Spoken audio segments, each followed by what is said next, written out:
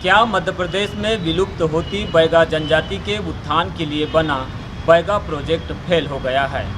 अगर ऐसा नहीं है तो आखिरकार क्यों बालाघाट में बैगाओं के संवैधानिक और मौलिक अधिकारों का हनन हो रहा है? क्यों उन्हें बार बार शासन प्रशासन की चौखट पर पहुंचकर अपने अधिकारों के हनन को रोकने के लिए गुहार लगानी पड़ रही है? आइए देखते हैं बालाघाट न्यूज़ की खास पेशकश में आज विकास से महरूम बैगा जनजाति पर आधारित जंगल वाले आदिवासियों के लिए साल 2006 में सरकार के द्वारा वनाधिकार कानून बनाया गया। इस कानून के तहत सभी जनजाति परिवारों को वन भूमि पर निवास और खेती के लिए पट्टे देना अनिवार्य है, लेकिन बालाघाट में इस कानून की सच्चाई कुछ और है।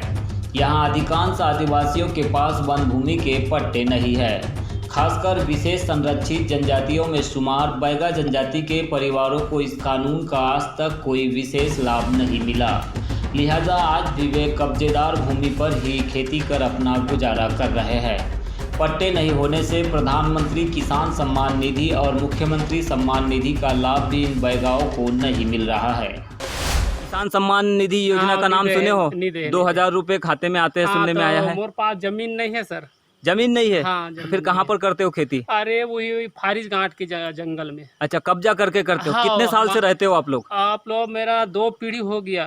2 पीढ़ी हो गया। हाँ। वनाधिकार पट्टे का नाम सुने हो आपने? नहीं मिला है मेरे को। वनाधिकार पट्टा नहीं मिला है? नहीं मिला है मेरे को। आप लोगों को वनाधिकार के पट्टे नहीं मिल रहे, क्या कारण मानते सर? हैं? हम लोगों को सूची दिखाते हैं कि आप लोगों का हो गया है, लेकिन उसमें हमारी मांगे कंप्लीट नहीं होती सर, और ना हमको पट्टा वितरण दिया जाता है। और जहाँ पर हम कृषि भूमि, बंजर भूमि को समतलीकरण करके हम जहाँ खेती कृषि मजदूरी के साथ में करना चाहते हैं, वहाँ पर वन अधिकार जो अधिकारी कर्मचारी हैं वो कुछ लोग ऐसे हैं कि पीड़ित करते हैं, जिससे परेशानियों का सामना हम बैगा लोगों को होता है। और सब बात की एक बात है कि बैगा लोग क्या जाने, इस प्रकार से कर्मचारी भी हम लोगों को। बैगा जनजाति भारत में अति प्राचीन मानी जाती है। इनके गुजर बसर और जीवन मानक स्तर में सुधार लाने के लिए सरकार की कई योजनाएं संचालित है, लेकिन आज भी बालाघाट जिले के वनांचल गांवों में निवास कर रहे बैगा परिवारों को पीने का पानी तक नसीब नहीं हो रहा है।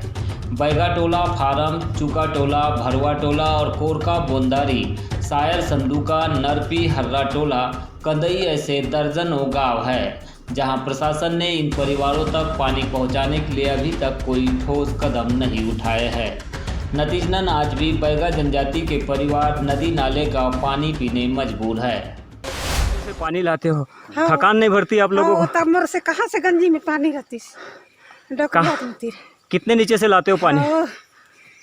छती आ जाते हैं, देखा छतिया जाते हैं, थक जाते हैं मतलब? थक जाते हैं। पानी का सुविधा क्या है, बहुत पहाड़ी है। जो पूरे नाला का ये क्या है, देवनंदी का और सोन का दोनों नाला का मुंडी है जी। तो पहाड़ी बहुत ऊपर है, इसमें तालाब भी बनाएंगे तो चढ़ नहीं पाएगा। तो इसलिए हमको कहते हैं कि पानी के सुविधा के लिए यहाँ टंकी होता तो बताएंगे। हैंडपंप है गांव में? नहीं है? नहीं है हमारे टोला में, हमारे महल में है कि नहीं। अच्छा, इसीलिए नाले का पानी पीते हो आप लोग? नाले से नाला के पानी पीते हम।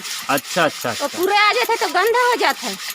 रिंज हवा है तो वो पूरे पानी पे घुस जाता है, वो रिंज में हाँ घोटिल हवा पानी। तो पानी से बीमार नहीं होते लोग?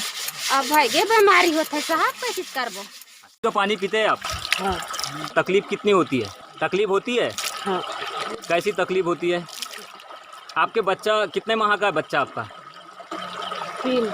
3 माह का बच्चा है। आदिवासी बैगाओं की मूलभूत और संवैधानिक समस्याएं आज़ादी के दशकों बाद भी बड़े पैमाने पर व्याप्त है। इसे लेकर बैगा समाज के लोग साल में कई बार शासन प्रशासन की चौखट पर पहुंचकर गुहार लगाते हैं। कई बार उन्हें अधिकारियों और जनप्रतिनिधियों की ओर से समय नहीं मिलने के कारण वे खाली हाथ भी लौट जाते हैं। इसके बावजूद भी वे हार नहीं मानते हैं। 14 जुलाई को जब बैगा समाज को इस बात की जानकारी मिली कि जिले के प्रभारी मंत्री हरदीप सिंह डंग पहली बार बालाघाट आ रहे हैं, तो वे अपनी पारंपरिक वेशभूषा में मंत्री से मिलने मुख्यालय आ गए। यहां उन्होंने प्रभारी मंत्री और आयुष राज्य मंत्री रामकिशोर कावरे से सड़क पर 5 मिनट की मुलाकात की और अपनी समस्याओं को लेकर एक चार्टर भी दिया, जिसमें उन्होंने शिक्षा, रोजगार और बिजली, सड़क, पानी की समस्याओं को हल करने का जिक्र किया है।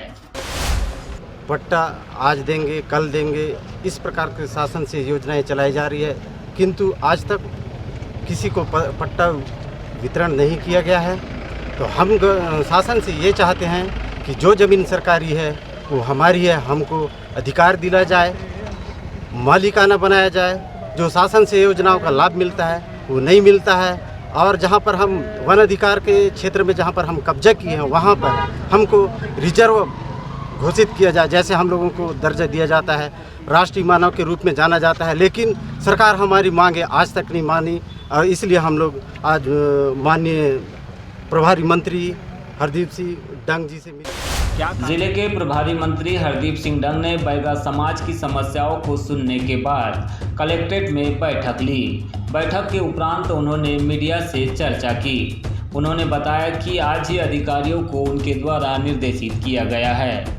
वे आने वाले समय में इसकी रिपोर्ट लेकर जाएंगे, जहां पर भी कमी है उसको पूरा करेंगे। बैगा जनजाति के लोग आज आपसे मिले हैं, उनकी बेसिक कई सारी समस्या पॉइंट पे इनको बता दिया गया है। आज इनको निर्देश दे दिए गए हैं, आने वाले दिनों में सब इसकी रिपोर्ट लेते जाएंगे और जो जहां पर कमी है उसको पूरा। वहीं विपक्षी दल कांग्रेस के विधायक संजय सिंह उइके ने इस पूरे मामले पर सरकार पर निशाना साधा। उन्होंने कहा है कि आदिवासी क्षेत्र के जितने भी कार्य स्वीकृत होते हैं प्रभारी मंत्री की अध्यक्षता में होते हैं। पिछले 1.5 साल से प्रभारी मंत्री नहीं होने के कारण कई कार्य पूरे नहीं हुए। इससे आदिवासियों के विकास के फंड का पैसा भी लैप्स हो गया। उन्होंने यह भी आरोप लगाया कि टीएसपी यानी कि ट्राइबल सब प्लान का जो पैसा विकास के लिए आता है उसे नॉन ट्राइबल क्षेत्र में खर्च किया जाता है। बैहर क्षेत्र के विकास का 300 करोड़ रुपया बालाघाट विधानसभा क्षेत्र में खर्च हुआ है, जिसकी शिकायत करते करते वे थक चुके हैं। विधानसभा में प्रश्न लगाने पर भी गलत जवाब दिया जाता है। इस तरह के आरोप विधायक संजय सिंह उइके ने लगाए हैं। हमारी बहुत सी आदिवासी लोगों के लिए हितग्राही मूलक योजनाएं होती हैं। ट्राइबल के जितने भी काम स्वीकृत होते हैं वो प्रभारी मंत्री की अध्यक्षता में होते हैं। प्रभारी मंत्री नियुक्त नहीं होने के कारण पिछले 1-1.5 साल से वो काम नहीं हुए, वो सारे के सारे फंड लैप्स हो गए। तो निश्चित तौर पे ये सरकार की गलती है। अगर प्रभारी मंत्री होते तो काम आगे बढ़ते। मैं खुद अभी तक सरकार से पूछता रहा हूँ कि मुझे जितनी भी मध्य प्रदेश की ट्राइबल्स हैं जो शासकीय योजना का लाभ ले रहे हैं, बीपीएल से एपीएल की श्रेणी में गया हुआ एक भी ट्राइबल बता दो, कोई बताने तैयार। मैं उसके लिए हमेशा लड़ता रहा हूँ। पिछले 5 साल में जो ट्राइबल फंड के जितने भी पैसे आते हैं वो नॉन ट्राइबल क्षेत्र में खर्च होते हैं। आपके लालबर्रा बालाघाट विधानसभा क्षेत्र में बैहर का 300 करोड़ रुपए यहाँ खर्च हो गया। मैं शिकायत कर करके थक गया, विधानसभा में प्रश्न उठा दिया, उसका सारा गलत जवाब मिलता है। ये ट्राइबल सब प्लान का पैसा था टीएसपी? बिल्कुल ट्राइबल सब प्लान का पैसा।